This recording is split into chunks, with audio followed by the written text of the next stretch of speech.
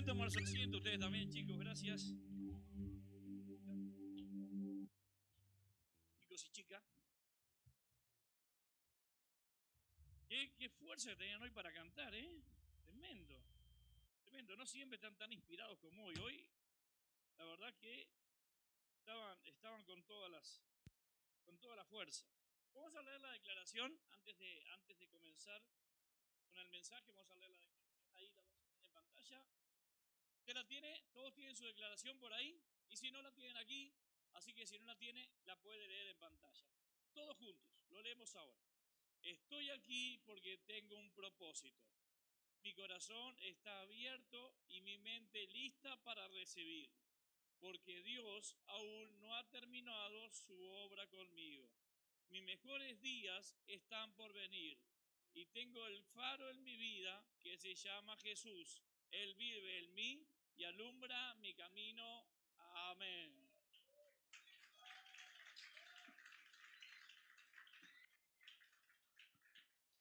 Gloria a Dios. Y es una gran verdadera alumbra nuestro camino. Bueno, aquí estoy medio y tuve jueves, desde el jueves hasta ahora estoy un poco mal, pero bueno, gracias a Dios aquí estoy. Y no sé mañana si me da la garganta, pero espero que sí. Así que bueno, aquí estamos. El mensaje de hoy, y sabe que con las cosas que hemos escuchado aquí, con el día o con el mes de los padres, yo creo que este mensaje, si bien no fue hecho pensado en ninguno de los que hablaron u otros que uno conoce, pero cuando los escuchaba yo decía, qué cierto que es este mensaje. Así que el mensaje de hoy se llama castigo o posibilidad. Nosotros muchas veces preferimos el castigo al perdón, el castigo a la posibilidad de redimirse de algo. Cuando escuchábamos a Damián con su testimonio y decir que ahora entre unos días, hace 4 años que dejó de consumir drogas, yo viví un poco el proceso de él cuando dejaba y recaía y luchaba y se arrepentía y venía, iba. Y sé que no es fácil lo que él vivió y esos 4 años son 4 años de victoria. Y sé también porque está Marcela ahí, que Marcela en algún momento tuvo que ponerse firme y decir, bueno, mi hijo, hasta acá llegaste. Porque obviamente necesitaba límites, Damián. Qué bueno cuando hay una esposa también que sabe poner límites, no solamente a los hijos, sino a los esposos. Así que ahí se puso, pero muchas veces todo el mundo prefiere el castigo. Pensamos de que la persona merece el castigo. Merece lo que está pasando, merece lo que le está haciendo, merece. Y nosotros estamos pensando de que es justo lo que está viviendo, lo que está pasando. Así que escuche esta historia y déjeme predicar. Juan capítulo 9, versículo del 1 al 7, vamos a leer Nueva Traducción Viviente. Juan 9, del 1 al 7, dice ahí usted lo tiene en pantalla. Mientras caminaba, Jesús vio a un hombre que era ciego de nacimiento. Rabí, ¿por qué nació ciego este hombre?, le preguntaban sus discípulos. ¿Fue por sus propios pecados o los pecados de sus padres? No fue por sus pecados ni tampoco por los de sus padres, contestó Jesús. Nació ciego para que todos vieran el poder de Dios en él. Debemos llevar a cabo cuanto antes la tarea que nos encargó el que nos envió. Pronto viene la noche cuando nadie puede trabajar, pero mientras estoy aquí en el mundo, yo soy la luz del mundo. Luego escupió en el suelo, hizo lodo con la saliva y untó los ojos del ciego y dijo, ve a lavarte en el estanque de Siloé, que significa enviado. Entonces el hombre fue, se lavó y regresó viendo.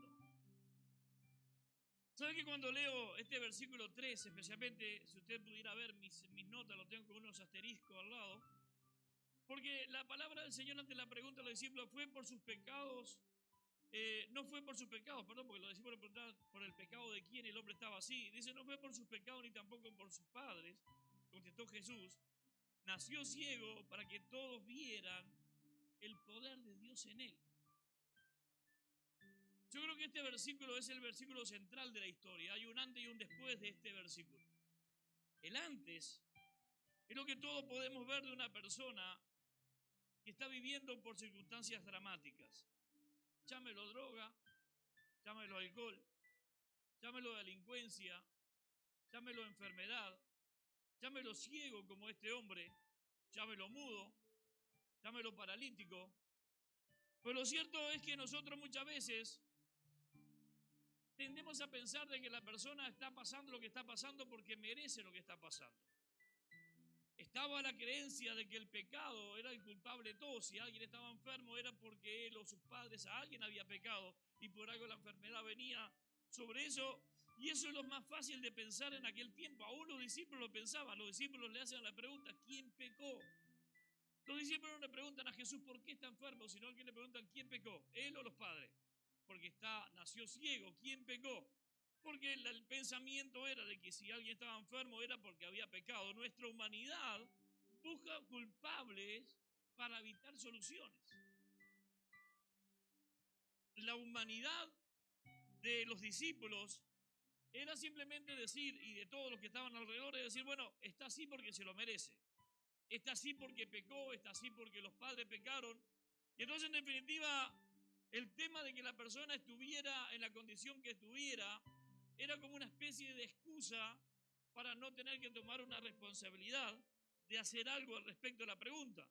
El culpar al enfermo de su condición es una forma de excusarnos. Y si el enfermo no puede ser inculpable, como en este caso que nació ciego, entonces los culpables son los padres. Pero nosotros tendemos a buscar culpables en cualquier situación donde la persona está sufriendo. Y entonces muchas veces cuando vemos a alguien que está pasando por un problema grande, decimos, bueno, por ahí se lo merece porque hizo esto, esto y esto en la vida, hizo aquello en la vida. Se lo merece porque tuvo tal cosa y desperdició todo y ahora está para esto y para lo otro. Y tendemos a pensar o a condenar a la persona diciendo de que merece lo que vive. Nadie merece vivir mal, mi hermano. Nadie merece sufrir. Nadie merece vivir bajo la agonía de la enfermedad o de las adicciones. Nadie. Pero nosotros muchas veces pensamos que es así. ¿Quién pecó? Está así porque está en pecado. Está así porque vive de determinada forma. Y muchas veces es más fácil condenar que actuar. Así que nosotros tenemos que elegir de qué lado vamos a estar. Jesús no piensa igual que los discípulos. No ve la enfermedad como un castigo, sino que la ve como una posibilidad. Esto lo lleva a tener que actuar. Entienda la diferencia. Si Jesús veía la enfermedad como un castigo, entonces Jesús no haría nada. Jesús decía, no, está así porque los padres no son los pecadores. Y entonces él nació ciego por culpa de los padres. Vamos, muchachos, para otro lado a buscar a alguien que no sea pecador. ¿Dónde va a encontrar a alguien que no sea pecador? Entonces Jesús hubiera venido al mundo a perder el tiempo porque se venía a buscar a los no pecadores, se hubiera ido al cielo sin salvar a nadie, porque si eran todos salvos, todos buenos, ¿para qué vino? Pero Jesús vino a buscar a los pecadores, Jesús vino a buscar a los enfermos, Jesús vino a buscar a lo que está el mal. Así que Jesús ve la enfermedad, no la ven como un castigo a esa enfermedad, sino como una posibilidad. Eso lo lleva a tener que actuar. Reitero, si Jesús decía, está así porque se lo merece, está bien, vamos para otra parte. Pero cuando Jesús dice, no es por él ni por sus padres, sino que esto pasa para que puedan ver la mano de Dios sobre su vida. Entonces lo que está haciendo Jesús es saliendo del lado del no veo y no hago al lugar donde lo veo y lo ayudo. Qué bueno cuando nosotros como iglesia no estamos llamados a condenar, sino que estamos llamados a mostrar el mover de Dios. Yo no estoy aquí para condenar absolutamente a nadie. Es más, algunos vecinos y los del barrio por ahí lo conocen, están un poco enojados con el pastor, frustrados con el pastor, porque anda una banda de muchachos por ahí y dicen, pero si el pastor es amigo de ellos, ¿qué le va a decir? Porque yo no soy quien para juzgar, mi hermano. Yo no puedo juzgarlos. Así que, ¿es una enfermedad? ¿Es un castigo o es una posibilidad? Jesús no estaba llamado para condenar, sino que estaba llamado para mostrar el poder de Dios. Hace barro, lo pone en sus ojos y lo sana. Es una demostración de que el poder sanador viene de Dios. Jesús estaba buscando el momento para bendecirle. Barro y saliva, una medicina nueva. barro y saliva y con eso lo sana. Jesús le estaba diciendo a sus discípulos y al propio ciego que el que tenía el poder para sanarlo era el poder de Dios. No importa si era barro, no importa si era su saliva. Lo cierto era que lo que le estaba enseñando al ciego era que su poder era el que lo iba a sanar de aquella enfermedad que tenía. Porque Jesús no estaba buscando el momento para condenarlo, sino que estaba buscando el momento para bendecirlo. Ahora, lo que me hacía reflexionar un poco esto es nosotros de qué lado estamos de la historia. Están los que condenan, no tienen que actuar, pueden criticar abiertamente y lo hacen. Escucha la historia. Juan capítulo 9, versículo del 10 al 12. Le preguntaron, ¿quién te sanó? ¿Cómo sucedió? Él les dijo, el hombre que se llama Jesús hizo lodo y lo untó en mis ojos y me dijo, ve al estanque de Siloé y lávate. Entonces fui, me lavé y ahora puedo ver. ¿Dónde está él ahora? Preguntaron. No lo sé, contestó. Sigo el versículo 13 y hacia adelante. Dice, entonces lo llevaron ante los fariseos al hombre que había sido ciego, porque era día de descanso. Mire usted, era día de descanso cuando Jesús hizo lodo y lo sanó. Y los fariseos interrogaron al hombre sobre lo que había sucedido y él le respondió, él puso el lodo sobre mis ojos y cuando me lavé pude ver. ¿Qué parte de la historia no entienden? Algunos de los fariseos decían, ese tal Jesús no viene de Dios porque trabaja, hacer un poquito de lodo en la palma de la mano, porque trabaja en el día de descanso. Otros decían, pero ¿cómo puede un simple pecador hacer semejantes señales milagrosas? Así que había una profunda diferencia de opiniones entre ellos. Lo cierto que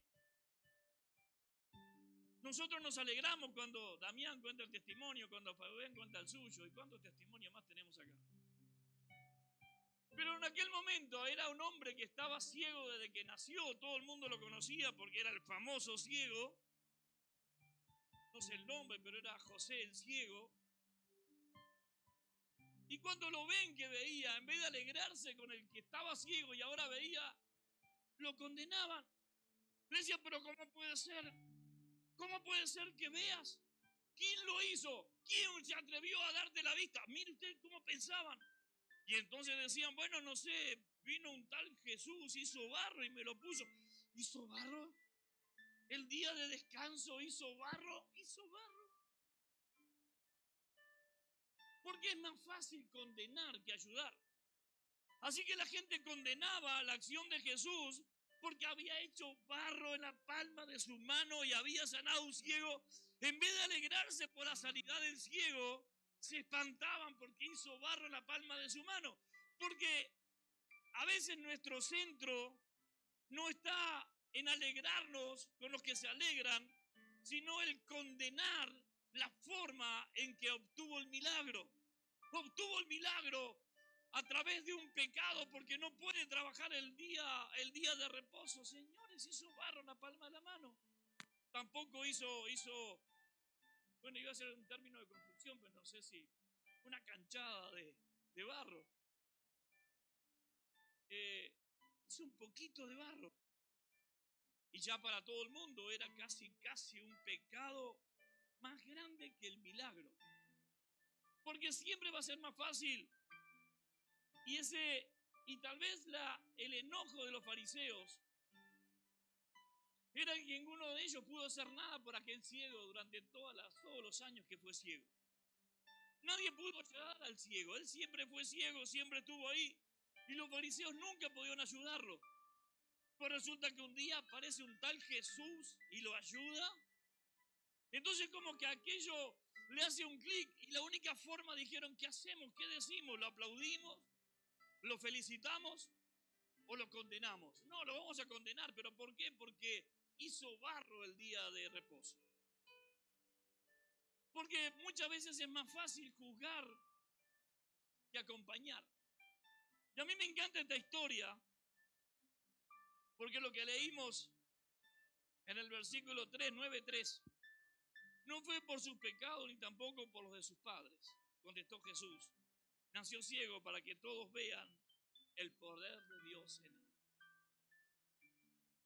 ¿Sabe que eso a mí me cambia la forma de ver la vida de la gente? Y yo puedo decir varios nombres acá, fulano, vengano, sultano, sultano, sultano. Estuviste donde estuviste para que Dios pudiera glorificar su nombre sobre vos. Estuviste donde estuviste para que Dios pudiera glorificarse. Pedro, estuviste al borde de la muerte. Pero Dios se glorificó. ¿Cuántos de los que estamos aquí estuvimos en momentos donde nuestra vida no valía un centavo y donde era más fácil criticarnos que ayudarnos? Era más fácil bajarnos el pulgar que decirnos vamos arriba que vos podés. Era más fácil decirnos no servís para nada, sos una basura, sos un delincuente, sos un fracasado. Andá, como le dijo la mujer de Lot. Pero qué bueno cuando nosotros podemos estar del lado correcto de la historia.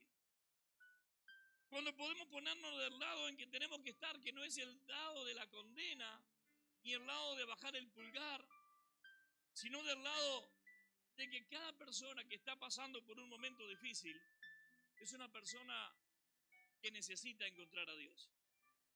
Que cuando tenemos a alguien que está luchando por su vida, necesita que Dios haga algo con él. Que si está luchando con una adicción, Dios necesita que Dios haga algo en él. Que si está viviendo una tragedia familiar, está necesitando que Dios haga algo en él. Que si está viviendo diferentes momentos, lo que necesita no es que lo juzguemos, que lo condenemos, sino lo que necesita es lo que dijo Jesús. Lo que está viviendo no es por su pecado, sino para que Dios se glorifique. Iglesia, entienda de que Dios quiere glorificarse sobre la vida de cada persona que nos rodea. Dios quiere glorificarse sobre todos aquellos que están viviendo momentos caóticos, difíciles, de ruina, de dolor, de angustia, de miedo. Y Dios no los está condenando. Me encanta esta parte de Jesús. Ay, no me importa si pecó o no pecó. Yo qué sé si pecó, dijo Jesús. No me interesa. Lo único que sé es que Él va a ver la gloria de Dios.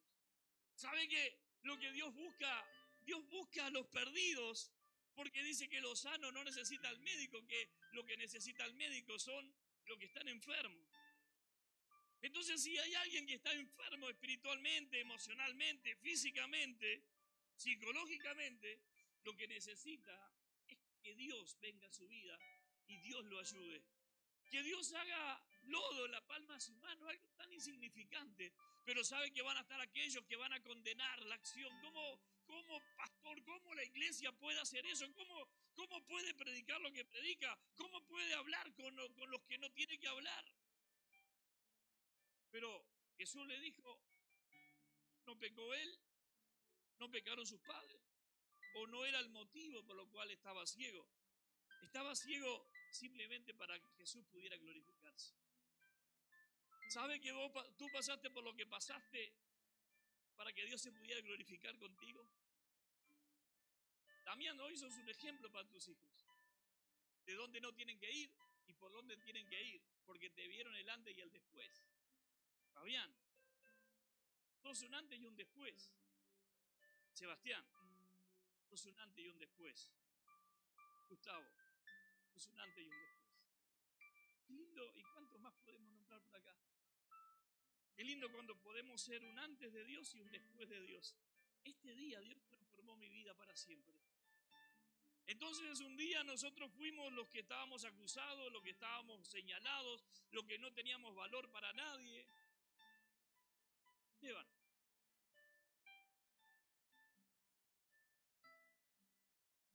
Pues sos el líder, marcando sonrisa.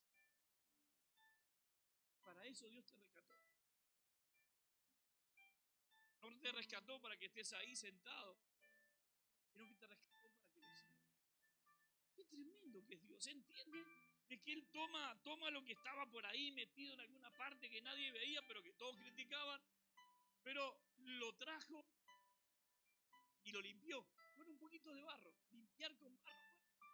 Lo limpió, lo transformó y lo envió. Pero saben, siempre están aquellos que critican la obra de Dios. Nosotros tenemos que ser hombres y mujeres que le veamos al necesitado, no como un pecador, no como alguien que no queremos ver ni tocar, sino que tenemos que verlo como alguien que necesita urgentemente la ayuda de Dios. Si hay alguien en tu barrio, en tu esquina, que está viviendo, no lo condenes, no lo condenes. Por favor, no lo condenes. Simplemente ora por él, preséntale a Cristo, porque Dios lo que está esperando es que tú te acerques para transformarlo. Dios va a transformar la vida de esa gente. Y un día van a estar aquí entre nosotros y van a contar lo que casi todos han contado. Un día yo estaba allá, pero estoy acá. Porque Dios transformó mi vida, porque Dios transforma. Dios transformó a aquel ciego en alguien mejor. Tal vez hoy no seas el ejemplo de tu casa, el ejemplo de tu barrio, el ejemplo de tu familia, pero ¿sabes qué? Lo serás. Porque muy pronto Dios va a terminar la obra contigo y muchos te verán y dirán, wow, este o esta es la misma o el mismo que... ¿Qué le pasó? Dios llegó a tu vida, hermano, y Dios te transformó. Qué tremendo cuando podemos tener esos testimonios todos los días en nuestra iglesia, que todos los días tengamos personas que un día estuvieron metidas ahí en el pecado, en el miedo, en la angustia, en el llanto, pero que un día Jesús llega a su vida y los transforma para siempre, y transforma sus vidas y los hace felices, y los cambia y los pone entre nosotros. Y mire, yo conozco gente que usted, si le dicen de dónde vienen, usted no se lo cree, porque fue tan grande la transformación de Dios que nos parece imposible que alguien pudiera cambiar de la forma que cambió. Porque Dios tiene el poder de transformar a la gente. Porque nosotros cambiamos y decimos, este está pecado, así que no lo saludo, pero a este sí porque es bueno. Mi hermano, Dios ama al pecador, no ama al pecado, pero Dios ama al pecador. Y tú y yo lo que tenemos que hacer es olvidarnos el motivo por el cual está ahí. Lo que tenemos que hacer es llevarle el evangelio para que Dios pueda hacer la obra en la vida de la persona. Quiero leer el versículo 3 nuevamente. 9:3. Ahí lo tiene. No fue por sus pecados. Tremendo. Ni tampoco por los de sus padres, contestó Jesús. Nació ciego, vivió la delincuencia, vivió el consumo, vivió la pobreza, vivió lo que vivió para que todos vieran el poder de Dios en él. Ese es Dios. Toda vida es transformada por el poder de Dios. Toda vida es transformada por el poder de Dios. Y todos nosotros podemos hacer barro en la palma de nuestra mano. Lo que hizo Jesús no fue un milagro increíble, simplemente hizo barro en la palma de su mano, solamente eso. Y fue suficiente para hacer el milagro. Todos nosotros podemos hacer barro, algo tan fácil. Porque el milagro no depende del barro, depende de Dios. Acérquese a los perdidos, acérquele, no condene, no juzgue, acérquese a los perdidos, acérquese a los que no tienen esperanza, acérquese a los enfermos y preséntele a un Jesús que no vino a condenarlos, sino que vino a salvarlos. Porque nuestro Jesús no vino a condenar, vino a salvar a este mundo, porque Jesús ama a cada uno de nosotros y por eso nos salvó. Póngase de pie, por favor.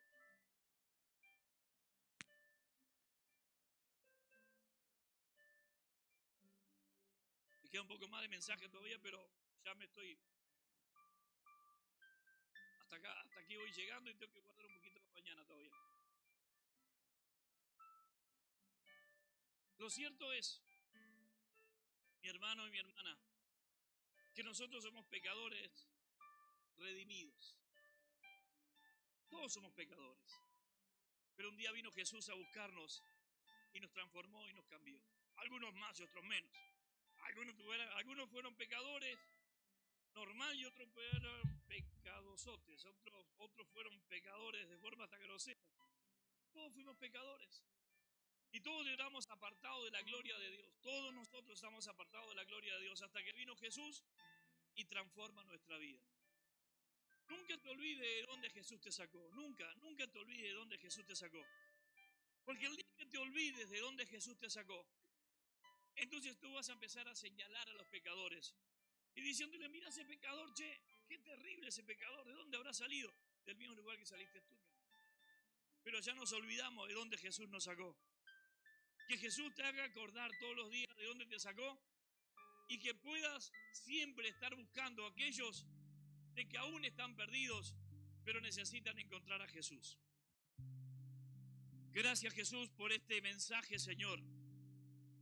Padre, una palabra, Señor, que tú nos llamas a predicar, a ayudar, a bendecir a otros. Señor, esta palabra me encanta, Dios mío, porque mientras los fariseos criticaban, juzgaban, tú sanabas. Mientras los fariseos se preocupaban porque habías hecho lodo en la palma de tu mano, tú sanabas a un ciego, Dios, y le dabas una nueva oportunidad de vida. Señor, nadie se alegraba con el ciego por estar sano, simplemente se preocupaban porque tú lo habías sanado. Señor, que nosotros no caigamos en eso, Dios mío, y podamos alegrarnos con lo que se alegran. Señor, y cuando tú haces un milagro entre nosotros, poder verlo y alegrarnos y ser felices, Señor, porque tú hiciste un milagro en cada uno de nosotros. Mi hermano, quiero decirte, no juzgues, no condenes. Busca a los que están enfermos, a los que están perdidos, y predícales el evangelio para que Dios pueda hacer algo en la vida de ellos, como también lo hizo en tu vida. Dios te va a transformar. Lo que tú viviste no es para castigo, no es para condena, es para que tuvieras una oportunidad de poder encontrar a Jesús. Gracias, Padre, gracias, Hijo, y gracias, Espíritu Santo. Amén. Si estoy fuerte, si estoy de pie, Dios me ayuda.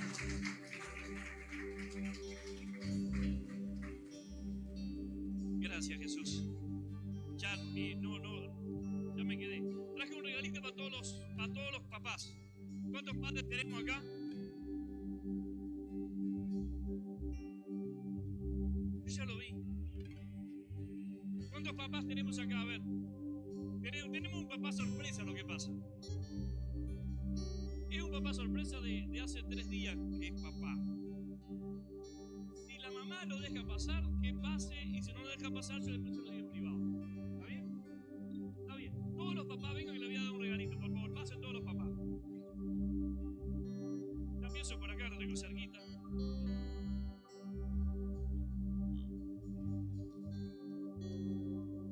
Ah, lo dejaron. Miren.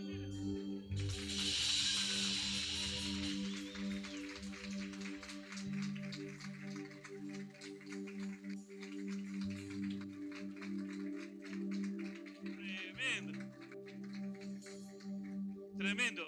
Y todavía no sabemos si es papá de 2 o de 3 o de 1, no sabemos todavía. Así que estamos orando. ¿Cuántos querés, Belén?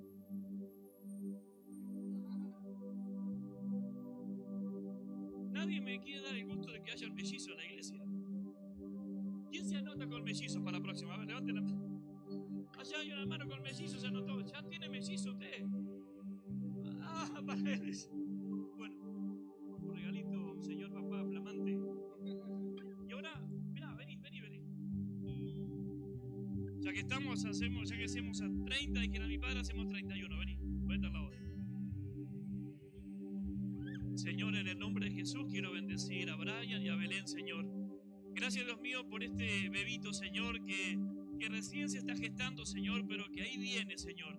Padre, que tu mano, tu misericordia y tu poder esté sobre ellos, Dios mío, para guiarlos y ayudarlos en todo momento, Señor, y que el embarazo sea un embarazo bueno, lindo, agradable, Dios mío, y que se pueda disfrutar en todo tiempo. Padre, bendigo a Belén, bendigo a Brian, en el nombre poderoso de Cristo Jesús. Gracias, Señor. Amén. Y amén.